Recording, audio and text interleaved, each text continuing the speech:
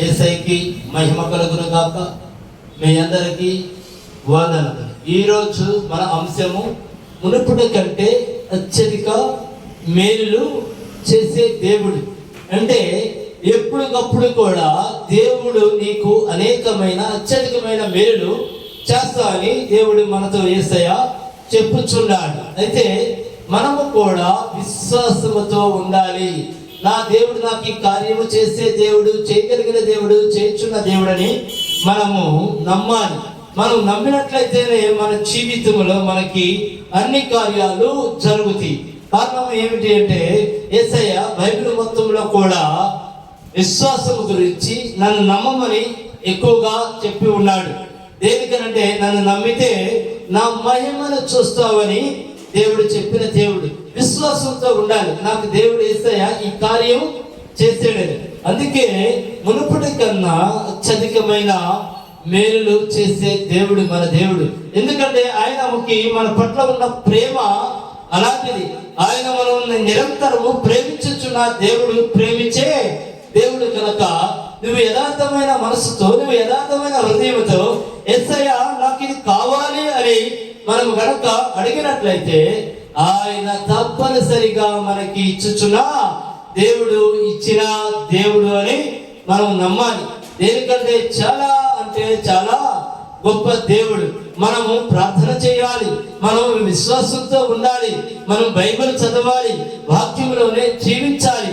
మన వాక్యం చదువుతున్నాము అంటే యేసయ్యతో మాట్లాడుతున్నామని మాత్రమే అర్థం. ప్రతి ఒక్కరు కూడా సమయం ఉన్నప్పుడు వాక్యం చదవమని, బైబిల్ చదవమని, వాక్యంలో బలపడమని చెప్పుచున్నా. అప్పుడు ఏంటి? మనం యేసయ్యతో కలిసి జీవించుచున్నట్లు, యేసయ్యతో మనము మాట్లాడుచున్నట్లు. కాబట్టి దయచేసి సమయం ఉన్న ప్రతి ఒక్కరు కూడా ఖాళీ సమయంలో వాక్యము చదవమని నేను యేసు నామములో కోరుకొనుచున్నాను. వాక్య భాగములోకి వెళ్దాము. మనం యెహెజ్కేలు 36వ అధ్యాయము 11వ వచనం ఒక్కసారి చదవండము. మీ మీద మనుషులను పశువులను విస్తరింపచేసేదను, అవి విస్తరించి అభివృద్ధి నందును. పూర్వం ఉన్నట్లు మిమ్మును నివాస స్థలముగా చేసి మునుపటి కంటే అధికమైన మేలు మీకు కలగజేసేదను. అప్పుడు నేను యెహోవానై ఉన్నానని మీరు తెలుసుకుందరు. ఏముంటుందని ఇక్కడ ఈరోజు మన వాక్యం ఏంటి? మునుపటి కంటే అధికమైన మేలు చేస్తా అని యేసయ్య మనకి వాగ్దానం ఇచ్చిన దేవుడు కనుక ఈ రోజు మనము ఆ వాగ్దానం గురించి చెప్పుకుందాము. మరొకసారి చదవమ్మా. మీ మీద మనుషులను పశువులను విస్తరింపచేసేదను, అవి విస్తరించి అభివృద్ధి నందును. పూర్వం ఉన్నట్లు మిమ్మును నివాస స్థలముగా చేసి మునుపటి కంటే అధికమైన మేలు. ఒక్క నిమిషం, ఏమంటున్నాడు? మునుపటి కంటే అధికమైన మేలు మనకి మీకు కలగజేసేదను అని యేసయ్య వాక్యం రూపంలో మనతో మాట్లాడుచున్నాడు. మునుపటి కంటే అంటే నేను ఇంకా ముందుకి, నేను ఇంకా అభివృద్ధి, నేను ఇంకా డెవలప్మెంట్ చేస్తానికి యేసయ్య మనతో ఉన్నాడు. కానీ మనం ఏం చేస్తున్నామంటే యేసయ్యకి అందకుండా పారిపోతున్నాం. అంటే దాని అర్థం ఏంటి? యేసయ్యకి అందకుండా పారిపోతున్నాం అంటే మనము దేవుడి సన్నిధానానికి రావటంలా, ప్రార్థన చేయటంలా, వాక్యం చదవటంలా, ఈ లోకంలో ఉన్న పనులన్నీ కూడా మనకి సరిపోతుంది. యేసయ్యేమో నిన్ను ఇంకా అభివృద్ధి పరుస్తాను, నిన్ను ఇంకా డెవలప్ చేస్తాను, నిన్ను దీవిస్తాను అని యేసయ్య అంటున్నాడు. మనం ఏం చేస్తున్నామంటే మన పనుల్లో పడిపోయి దీవెనల దగ్గరికి వెళ్తల్లా, అభివృద్ధి జరిగే దగ్గరికి వెళ్తలేదు. మనల్ని యేసయ్య మనతో ఉండి నడిపిస్తా అన్న దగ్గరికి వెళ్ళకుండా మన సొంత ఆలోచన, మన సొంత విధానాలతో, మన సొంత టాలెంట్తో చెయ్యాలి అని సతికిలబడిపోతున్నాం. ఇక్కడ దేవుడు మనతో ఏమంటున్నాడు? నీకు మునుపుడి కంటే చదవమ్మా అక్కడ వరకే. నీకు మునుపుడి కంటే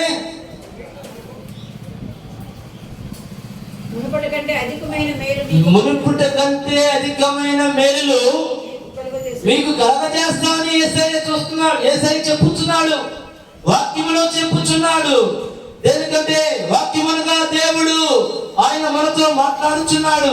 మీకు మునుపుటి కంటే అత్యధికమైన మేలులు నేను చేసేదను. అప్పుడు మనం ఎక్కడికి రావాలి? యేసయ్య సన్నిధానానికి రావాలి కదా. మనం ప్రార్థనలో ఉండాలి కదా. మనం విశ్వాసంతో జీవించాలి కదా. మనమేం చేస్తున్నాము? మన సొంత ఆలోచనల కోసం, సొంత ఆలోచన ఎటు వస్తే అటు వెళ్ళిపోతున్నాం. మన సొంత ఆలోచన ఎటు నడిపిస్తే అటు నడుస్తున్నాం. ఎక్కడెక్కడ నుంచో అప్పులు తీసుకొస్తున్నారు, వ్యాపారాలు పెడుతున్నారు. అవి అభివృద్ధి కాటుల్లా అనేకమైన మంది ఉద్యోగాలు చేస్తున్నారు. ఉద్యోగాల్లో ప్రమోషన్లు రాట్లా. కుటుంబంలో ఉన్న సమస్యల పోటల్లా ఉద్యోగం నిలమతం చేస్తున్నారు. జీతం రావడంలోనే 5 నిమిషాల్లో అయిపోతుంది. ఏమి చేయాలో అర్థం కావట్లా. ఎందుకంటే మనం దైవ సన్నిధానానికి వెళ్తున్నా. వ్యాపారం చేస్తున్నావు, ఎక్కడెక్కడ నుండో అప్పులు తీసుకొస్తున్నావు, వ్యాపారంలో పెడుతున్నావు, అది ముందుకి కదలుతున్నా.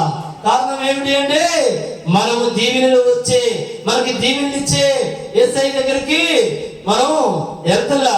అధిక దీవెనలు పొందుకునే దగ్గరికి మనం వెళ్తల్లా. మనం సొంతంగా పోరాటం చేస్తున్నాం. నీ సొంతగా పోరాటం చేస్తే నిన్ను నాశనం చేయాలనే వారు నీ పక్కనే ఉంటారు. మీ చుట్టాలై ఉండొచ్చు, మీ స్నేహితులై ఉండొచ్చు, మీ చుట్టూ ఉన్న సరౌండింగ్స్ లో మీ ఎముడే తిరిగే వాళ్ళు అయి ఉండొచ్చు. వాళ్ళకి ఈర్ష్య, కోపం ఇవన్నీ కూడా ఉంటాయి. మనతో ఉన్నవాడు వీడు ఎట్లా డెవలప్ అయ్యాడు, వీడు ఎట్లా షాప్ పెట్టాడు, వీడు ఎట్లా 8 లక్షల రూపాయలు తీసుకొచ్చాడు, వీడు ఎట్లా డెవలప్ అవుతాడో చూస్తాం. అది మన చుట్టూ ఉన్నవారే మన మీద కక్ష కడతారు, నరదృష్టి ఏర్పడుతుంది. మనల్ని ఏ మాత్రం అభివృద్ధి చెందకుండా మనం ఎప్పుడు నాశనం అవుతామో అని చూస్తూ ఉంటారు. అది ఏది మన సొంతగా పెట్టుకున్నాము కనుక. కానీ దేవుడు ఇచ్చే దీవెనలైతే అలా ఎవరు మనమంది ఏమీ చేయలేరు. ఏ నరదిష్టి తగలదు. లోకమంతా ఒక్కసారిగా ఏకమై వచ్చిన ఆయన దీవెనల్ని ఆపలేరు అని చెప్పుచున్నా. దేనికి? ఆయన సర్వశక్తి కలిగిన దేవుడు, యేసయ్యే సర్వాధికారి అయిన దేవుడు, యేసయ్యే సర్వ సృష్టికర్త అయిన దేవుడు. ఆయన నిన్ను ప్రేమించి, ఆయన నిన్ను దీవించి, ఆయన అత్యధికమైన మేలులు నీకు కలగజేసినప్పుడు వాటిని ఆపడానికి ఎవరి వల్ల కాదు అని చెప్పుచున్నా. ఆ దీవెనలు తెచ్చుకోవాలి, ఆ మేలును తెచ్చుకోవాలంటే మనం ఎలా ఉండాలి? ప్రార్థన జీవితం కలిగి ఉండాలి. మీరు నన్ను శోధించిన ఎడల నేను ఆకాశపు వాకిళ్లను విప్పి పట్టజాలమంతా విస్తారముగా దీవెనలు కృంభరించెదనని సైన్యములకు అధిపతియగు యెహోవా సెలవిచ్చుచున్నాడు. ఆయన మనకి దీవెనలు రావాలి అంటే మనం ఏం చేయాలి? ప్రార్థన చేయాలి. మనం అభివృద్ధి చెందాలంటే మనం ఏం చేయాలి? ప్రార్థన చేయాలి. మనకి పట్టజాలమంతా విస్తారమైన దీవెనలను ఆకాశం నుండి కురిపిస్తా అంటున్నాడు మన దేవుడైన యేసయ్య. అన్ని దీవెనలు నీకు కావాలి అంటే ఏం చేయాలి? మనం ప్రార్థనలో ఉండాలి, ప్రార్థనలో జీవించాలి. సమయం దొరికినప్పుడల్లా నా దేవా నీవే నాకు దిక్కు తండ్రి, నా ప్రభువా నీవే నా దిక్కు తండ్రి అని మనం ఏం చేయాలి? ప్రార్థన చేయాలి. ఎవరైతే ప్రార్థనలో ఉంటారో, ఎవరైతే అత్యధికముగా యేసయ్యని నమ్ముతారో, ఎవరైతే యేసయ్యతో నడుస్తారో, ఎవరైతే బైబిల్ చదువుతారో, ఎవరైతే వాక్యం పట్ల, వాక్యం అంటే భయభక్తులతో జీవిస్తారో, ఈ దీవెనలన్నీ కూడా యేసయ్య అలాగే ఇస్తాడు. ఎందుకు చెప్పండి? మనము విశ్వాసంతో ఉండాలి. ఎన్ని చేస్తా కూడా విశ్వాసం లేని వాళ్ళు ఉన్నారనుకో, ఇవన్నీ కూడా ఏమి ఫలించవు. అక్కడ మనం మనలో ఏముండాలి? విశ్వాసం ఉండాలి, ప్రార్థన ఉండాలి, బలమైన నమ్మకం ఉండాలి. నా దేవుడు సమస్తము చేస్తాడు, అన్ని కార్యాలు చేసే దేవుడు అని నమ్మాలి. దీవెనలన్నీ కూడా నా యేసయ్యలోనే ఉన్నాయి అని మనం మరి ముఖ్యంగా నమ్మాలి. దీవెనలన్నీ కూడా నాలోనే ఉన్నాయి అని యేసయ్య అంటున్నాడు. వాక్యం విన్నారు కదా, ఇంకొకసారి చదవమ్మా. ఆకాశ వాకలను విప్పి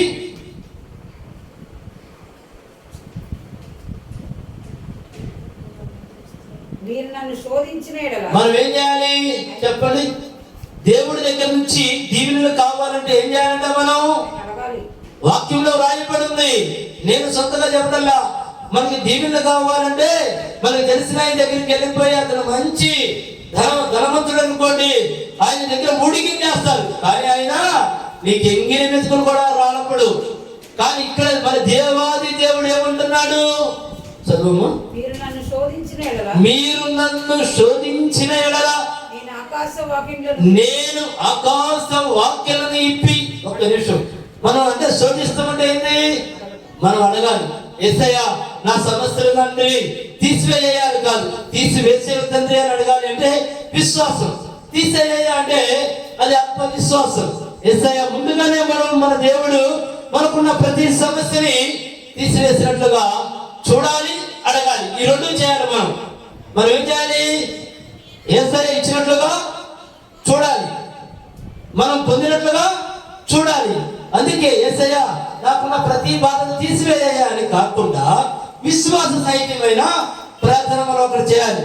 యేసయ్య నాకున్న సమస్యలన్నీ తీసివేసేవి దేవా అని మనం ప్రార్థనతో ఉండాలి. అంటే గోజాడాలి. చదవమ్మా. పట్టజాలంత విస్తారముగా అప్పుడు ఏం చేస్తాడు యేసయ్య? మనము ఎప్పుడైతే యేసయ్యని ప్రతి విషయంలో గోజాడుతూ ఉంటాము, యేసయ్య నువ్వు నాకు ఈ కార్యం చేసినందుకు మీకు మహిమ కలుగును గాక. యేసయ్య అయా నీవు నన్ను తండ్రి స్వస్థత పరిచినందుకు నీకు మహిమ కలుగును గాక. యేసయ్య నా అప్పులు తీర్చేసినందుకు నీకు మహిమ. ముందుగానే మనం అనుకోవాలి. అదే విశ్వాసం. దేవుడు మనల్ని గమనిస్తా ఉంటాడు. నా బిడ్డకి నా పైన ఎంత విశ్వాసం ఉంది, నా బిడ్డకి నా మీద ఎంత విశ్వాసం ఉంది అని. యేసయ్య నాకున్న అప్పులన్నీ తీర్చేసినందుకు నీకు మహిమ కలుగును గాక. యేసయ్య నాకున్న ప్రతి ఒక్క అనారోగ్యం తీసివేసినందుకు నీకు మహిమ కలుగును గాక. యేసయ్య నన్ను ఎంతగానో అభివృద్ధి చేసినందుకు నీకు మహిమ కలుగును గాక. ఇవన్నీ మనం ముందుగానే అనుకోవాలి, అంటానే ఉండాలి, నీ నాలుక పలుకుతానే ఉండాలి. అప్పుడే ఆయన మన మొర ఆలకిస్తామని చెప్తున్నాడు. మీరు నన్ను గోజాడండి, ఆయన ఇచ్చేంత వరకు కూడా మనం అడుగుతానే ఉండాలి. ఎలా అడగాలి? విశ్వాస సహితమైన ప్రార్థన చేయాలి. ఇలాగే అడగాలి. ఏంటి అడగడం అంటే మన వాళ్ళు ఎట్లా అడుగుతారు తెలుసా అండి? యేసయ్యా నాకు ఈ కార్యం చేయ్యా, యేసయ్యా నాకు ఈ పని. అట్లా అడగకూడదు, అది అల్ప విశ్వాసం అవుతుంది. విశ్వాస సహితమైన ప్రార్థన అంటే యేసయ్యా నాకున్న అన్ని వ్యాధులను నువ్వు తీసివేసినందుకు నీకు మహిమ కలుగును గాక. తండ్రి అందరికన్నా అధికమైన మేలులు నువ్వు నాకు ఇచ్చినందుకు నీకు మహిమ కలుగును గాక. తండ్రి అయా నన్ను నా తండ్రి నీవు దీవించినందుకు నీకు మహిమ కలుగును గాక. ప్రతి విషయంలో కూడా మన ప్రార్థన అనేది ఈ విధముగా ఉండాలి. అదే విశ్వాస సహితమైన ప్రార్థన. దేనికంటే ఇక్కడ యేసయ్య మనతో చెప్పిన దేవుడు. దేనికంటే ఆయన గనక వాగ్దానం ఇచ్చాడు అంటే యేసయ్య భూమి ఆకాశంలో గతించిపోయినను ఆయన వాగ్దానము గతించిపోదు కనుక. చదవమని కొద్దిగా. పట్టజాలంత విస్తారముగా దీవెనలు కృమ్మరించెదనని సైన్యములకు అధిపతియగు యెహోవా సెలవిచ్చుచున్నాడు. ఎవరు చెప్పింది? మామూలు మనిషి కాదు, సర్వ సృష్టికర్త. ఆయన వాగ్దానం ఇచ్చాడు. ఎలాంటి వాగ్దానము? పట్టజాలనంతా విస్తారమని. ఈ దీవెనలు కావాలంటే నువ్వు ఎలా ప్రార్థన చేయాలి? విశ్వాస సహితమైన ప్రార్థన చేయాలి. అప్పుడు ఈ దీవెనలన్నీ నిజాలే. మన దేవుడు వాగ్దానం ఇచ్చాడంటే ఆ వాగ్దానము నిజమయ్యే తీరాలి. లేకపోతే భూమి ఆకాశములు కూడా ఉండవు. ఎందుకంటే ఈ గతించిపోయినను ఆయన వాగ్దానము గతించిపోదు గనక. ఆయన గొప్ప దేవుడై ఉన్నాడు కనుక, అందుకే మన విశ్వాసం ఎలా ఉండాలి? మన విశ్వాసం కూడా ఎలా ఉండాలంటే ఆయన వాగ్దానం ఎంత బలంగా అయితే ఉందో మన విశ్వాసం కూడా అంతే బలముగా ఉండాలి. ఏ తుఫానుకి కొట్టుకెళ్ళిపోకూడదు, ఏ బాధలకి కొట్టుకెళ్ళిపోకూడదు. నీకు ఏ బాధలు వస్తానే ఉంటాయి, కష్టాలు వస్తానే ఉంటాయి, అప్పులు వస్తానే ఉంటాయి, సమస్యలు వస్తానే ఉంటాయి. నువ్వు మాత్రం ఎలా ఉండాలి? దానికి దేనికి కూడా తమకకూడదు, దానికి దేనికి కూడా నువ్వు వనకకూడదు. నీకొచ్చే కష్టాలకి వనకొద్దు, నీకొచ్చే బాధలకి వనకొద్దు, నీకొచ్చే దరిద్రానికి వనకొద్దు, నీకొచ్చే అప్పులకి నువ్వు వనకొద్దు, నీకొచ్చే అనారోగ్యానికి కూడా నువ్వు వనకొద్దు. ఎందుకో తెలుసా? నిన్ను నన్ను మనందరినీ రక్షిస్తానికి సైన్యములకు అధిపతి యెహోవా సెలవిచ్చుచున్నాడు. ఆయన మనతో ఉన్నాడు అని. ఆయన వాగ్దానము భూమి ఆకాశములు గతించిపోయినను ఆయన వాగ్దానము గతించిపోదు కనుక మనం ఎలా ఉండాలి? బలమైన విశ్వాసముతో ఉండాలి. నా దేవుడు ఉన్నాడు, నా మాట విన్నాడు, నన్ను స్వస్థత పరిచాడు, నాకు దీవెని ఇచ్చాడు అని పరిపూర్ణ విశ్వాసంతో నువ్వు ఉన్నట్లయితే, నువ్వు ఏ స్థలంలో అయితే ఉన్నావో ఆ స్థలంలోనే ఈ దీవులన్నీ కూడా నీ సొంతం, నీ కోసం కృంభరించబడతాయి. నిజమండి, బలమైన విశ్వాసంతో ఉండండి. అప్పుడు మీరు ఆనందకరమైన దేశంలో నివసించెదరు. దేనికంటే ఆయన గొప్ప దేవుడని మనం నమ్మాలి. ఆయన తప్ప, నీవు తప్ప నాకు ఇంకొక దేవుడు లేడని మనం నమ్మాలి. అందుకే మీరందరూ ఏం చేస్తారంటే, దయచేసి సమయం ఉన్నప్పుడల్లా బైబిల్ చదవడం స్టార్ట్ చేయండి. విశ్వాస వీరులు అవ్వండి. నా దేవుడు చెప్పిన ప్రతి మాట సత్యమని నమ్మండి, అదే నిజమని నమ్మండి. ఎందుకంటే మనుషులు చెప్పిన మాటలని మనము బలముగా నమ్ముచున్నాము, బలముగా విశ్వసిస్తున్నాము. మన దేవుడు చెప్పిన మాటలని ఎందుకని నమ్మలేము? నమ్మాలి. మనుషుల మాటలు మీరు నమ్మినా నమ్మకపోయినా పర్వాలా, కానీ వాక్యంలో ఉన్న ప్రతి ఒక్క మాటని నమ్మాలి, మన హృదయంలో దాచుకోవాలి. మనం ఏం చేస్తున్నామంటే డబ్బుల్ని దాచుకుంటున్నాం, జనాలు చెప్పే మాటల్ని దాచుకుంటున్నాం, విలువైన వాక్యాన్ని మనము మన హృదయంలో దాచుకోలేకపోతున్నాము. కాబట్టి ఈ రోజు నుంచి మనం దేన్ని దాచుకోవాలి? వాక్యముని కనుక మీ హృదయంలో దాచుకున్నట్టయితే ఈ లోకంలో మీరే ప్రపంచ కోటీశ్వరులు. దేనికంటే మన దేవుడు అంత గొప్పవాడు గనక ఆకాశం నుంచి పట్టజాలనంత విస్తారమైన దీవెనలను నీకు కుమ్మరిస్తానని చెప్పుచున్నాడు. కాబట్టి ఇకప్పుడు నీవే ప్రపంచ ధనవంతుడు అవుతావు. సమయం ఉన్నప్పుడల్లా బైబిల్ చదువు. నువ్వు చదివిన ప్రతి ఒక్క వాక్యముని నీ హృదయంలో భద్రపరుచుకో. అప్పుడు అన్ని దీవెనలు నీ సొంతం. నేను నీకు తోడై ఉండి నిన్ను ఆశీర్వదించదను. ఏమంటున్నాడు యేసయ్య? నేను నీకు తోడై ఉండి నిన్ను ఆశీర్వదించదను. ఆయన ఆశీర్వాదిస్తూ మొదలు పెడితే ఇక ప్రపంచ కోటీశ్వరుడు నీవే.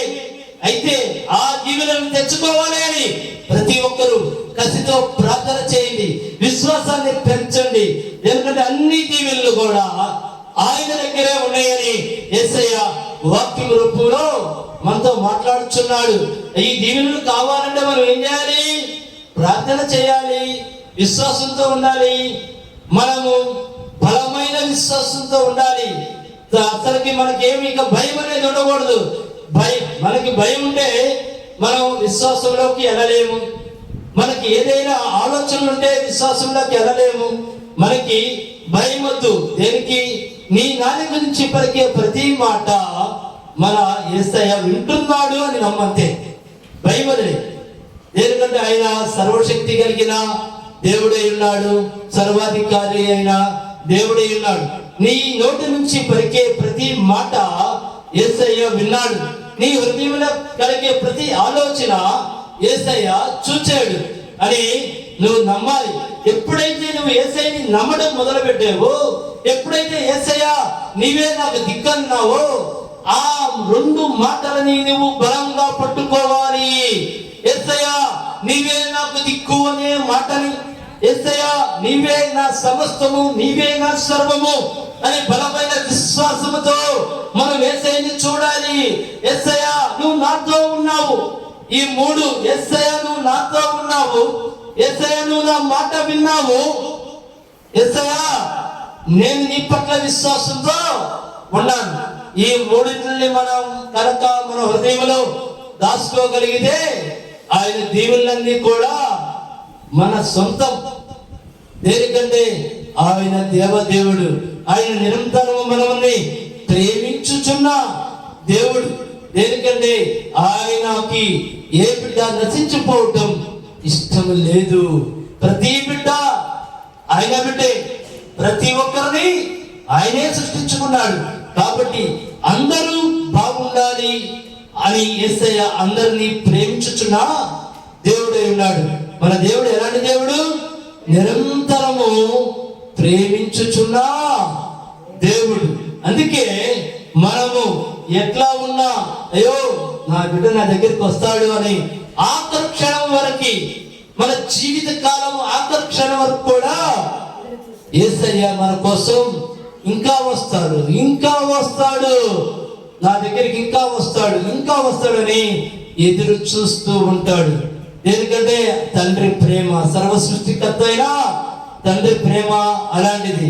ఆఖరి క్షణంలో అయినా యేసయ్య నువ్వు నాకు కావాలయ్యా అంటే చాలు. నువ్వు ఎలాంటి వాడువైనా నిన్ను ఆయన ప్రేమలో ఆయన ప్రేమతో నిన్ను కౌగిలించుకుంటాడు. దేనికి? నువ్వు ఆయన సొత్తువై ఉన్నావు కనుక. నువ్వు చేసిన ఏ ఒక్కటి జ్ఞాపకం పెట్టుకోడు. నువ్వు చేసిన ఏ పాపము జ్ఞాపకం పెట్టుకోడు. నువ్వు చేసిన ఏ తప్పు జ్ఞాపకం పెట్టుకోడు. నా బిడ్డ మారు మనసు పొంది నేను కావాలన్నాడని అమాంతం నిన్ను వచ్చి కౌగిలించుకుంటాడు యేసయ్య. అంత గొప్ప దేవుడు, అంత మంచి దేవుడు, అంత ప్రేమ కలిగిన దేవుడు ఎవరన్నా ఉన్నారు అంటే మన యేసయ్య మాత్రమే. దయచేసి మీరు అనుకుంటున్నారేమో, నేను అనేకమైన తప్పులు చేసి ఉన్నాను, నేను అనేకమైన పాపాలు చేసి ఉన్నాను, నన్ను ఈ లోకంలో ఎవరు క్షమించరు అని మీరు అనుకుంటున్నారేమో. అనుకునేవారు కనుక ఎవరైనా ఉంటే దయచేసి మీరు ప్రార్థన చేసి మీ యథార్థమైన హృదయాన్ని యేసయ్యకి అప్పచెప్పి, యేసయ్య నువ్వు ఉంటే మాకు చాలు దేవా అని మీరు మారు మనసు పొంది బాప్తీసం తీసుకుని, నా దేవా నీవు తప్ప నా హృదయంలో ఇంకా ఎవరునూ లేరు తండ్రి, నీకే నా హృదయంలో చోటించుచున్నాను తండ్రి అని మీరు కనుక అంగీకరించినట్లయితే మునుపటి కంటే అధికమైన మేలు, అధికమైన దీవెనలు మీకు కలగజేస్తానికి యేసయ్య సిద్ధముగా ఉన్నాడు. యెహోవా అతనిని ఆశీర్వదించును గనక ఆ మనుషుడు గొప్పవాడాయను. ఆయన ఆశీర్వాదిస్తేనే, ఆయన దీవెనలు ఉంటేనే మనము గొప్పవాళ్ళం అవుతాం. అందుకే ఈ రోజు మన వాక్యం ఏమిటంటే, మునుపటి కంటే అత్యధికమైన మేలు నీకు కలగజేసేదను అని వాగ్దానం ఇది. ఆయన దీవెనలు ఎప్పుడు మనతోనే ఉంటాయి, కానీ మనకు తెలియదు. యేసయ్య మహాకృప మనతోనే ఉండింది, కానీ మనకు తెలియదు.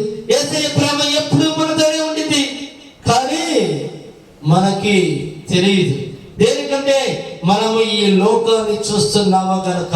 ఎప్పుడైతే నువ్వు యేసయ్య వైపు చూస్తావో ఆయన ప్రేమ నీతోనే ఉందని నీకు తెలిసింది, ఆయన కృప నీతోనే ఉందని నీకు తెలిసింది, ఆయన దీవెనలు నీతోనే ఉన్నాయని నీకు తెలిసి, యేసయ్య నాతోనే ఉన్నాడని అప్పుడు నీకు తెలుస్తుంది. ఎప్పుడు నువ్వు ఈ లోకం వైపు చూడకుండా యేసయ్య వైపు చూసినప్పుడు యేసయ్య నీతోనే ఉండి నిన్ను నడిపిస్తున్నాడనే విషయం యేసయ్యకి తెలుస్తుంది. ఎందుకనగా ఆయన సర్వ సృష్టికర్త అయి ఉన్నాడు కనుక ఆయన నిరంతరము మనల్నే ప్రేమించుచున్నాడు. ఆయన మనల్ని ప్రేమించే దేవుడు, ఆయన మనల్ని ప్రేమించే గొప్ప దేవుడై ఉన్నాడు కనుక నేను చేసిన ప్రమాణము నెరవేర్చి ఆకాశ నక్షత్రం వలె మిమ్మల్ని విస్తరింప చేసేదును అని మన దేవుడు మనతో మాట్లాడుచున్న దేవుడు. అందుకే ప్రతి ఒక్కరూ దయచేసి విశ్వాస సహితమైన ప్రార్థనను చేయమని నేను యేసు నామములో మిమ్మల్ని అందరినీ అడుగుచున్నాను. మన ప్రార్థన బలముగా ఉండాలి. మనకి ఈ లోకంలో ఉన్నవారు ఎవరు కూడా జ్ఞాపకం రాకూడదు. మనం ప్రార్థనలో కూర్చుంటే మనకి యేసయ్య కనిపించాలంతే, మనం యేసయ్యతో మాట్లాడుతున్నామంతే, మన ప్రార్థన ప్రతిదీ యేసయ్య వింటున్నాడంతే అని మనము మొక్కరించి ప్రార్థన చేసుకుంటున్నప్పుడు మన ఎదురు ఎవరు ఉండాలి అంటే యేసయ్య మాత్రమే నీకు కనిపించాలి. నువ్వు ప్రార్థనలో కూర్చొని ఇక్కడ ప్రార్థనలో నువ్వు మోకరించి ఇక్కడ నువ్వు ప్రార్థన చేస్తా, నీ ఆలోచన అంతా నీకున్న ఆస్తుల మీదో, లేకపోతే నీకున్న వ్యాపారాల మీదో, నీకున్న అప్పుల మీదో, నీకున్న వ్యాధుల మీదో, నీకున్న సమస్యల మీదో గనక ఉంటే నీ ప్రార్థన అది యేసయ్య అంగీకరించడు. దేనికి? నువ్వు ప్రార్థనలో మోకరించేవా గాని నీ మనసు ఎక్కడ లేదు, ఈ యేసయ్య సన్నిధానంలో లేదు. మాటలైతే వస్తుంది, మోకరించావు, కానీ నీ మనసు ఎక్కడ లేదు, యేసయ్య సన్నిధానంలో లేదు. నువ్వు మోకరించి ప్రార్థన చేయించున్నప్పుడు నీ మనసు ఎక్కడ ఉండాలి అంటే యేసయ్య సన్నిధానంలోనే ఉండాలి. నీ చూపు ఎక్కడ ఉండాలి అంటే యేసయ్య నీ ఎదురే కూర్చొని ఉన్నాడు అని నువ్వు నమ్మాలి. అప్పుడే ఈ నోటి నుంచి వచ్చే ప్రతి మాట యేసయ్య ఆలకించుచున్నాడు. ఆయన గొప్ప దేవుడై ఉన్నాడు కనుక దయచేసి మనకి సమయం సరిపోకపోవడం వల్ల రేపు వచ్చే వారము మళ్ళీ మనము ఇదే వాక్యమును చెప్పుకుందాం. మునుపటి కంటే అత్యధిక మేలు కలగజేసే దేవుడై ఉన్నాడు కనుక రేపు వచ్చే వారము కూడా మళ్ళీ మనము ఇదే వాక్యము గురించి చెప్పుకుందాము. దయచేసి తలలు వంచుకుంటే ప్రార్థన చేసుకుందాం. మా గొప్ప దేవ, మా యేసయ్య, మా తండ్రి, మా జీవితంలో అడుగడుగున మేలులు మా పట్ల మీరు చేసి నాయన అనేకమైన గొప్ప గొప్ప మేలులు మా పట్ల మీరు చేర్చున్నారు నాయన. ఈ రోజు తండ్రి వాగ్దానం మునుపటి కంటే అత్యధికమైన మేలులు మీరు మా జీవితంలో ఈ వాక్యం ఉన్న ప్రతి ఒక్క బిడ్డ జీవితంలో తండ్రి కలగజేయమని నజరేయుడైన యేసుక్రీస్తు నామములో అడిగి వేడుకొనుచున్నాను మా ప్రియ పరలోకపు తండ్రి. ఆమేన్, ఆమేన్, ఆమేన్. మా అడ్రస్ మదర్ తెరీసా వీధి, ఐతా నగర్, తెనాలి, గుంటూరు జిల్లా. మా ఫోన్ నెంబర్ 9849844862. మీ అందరికీ వందనం.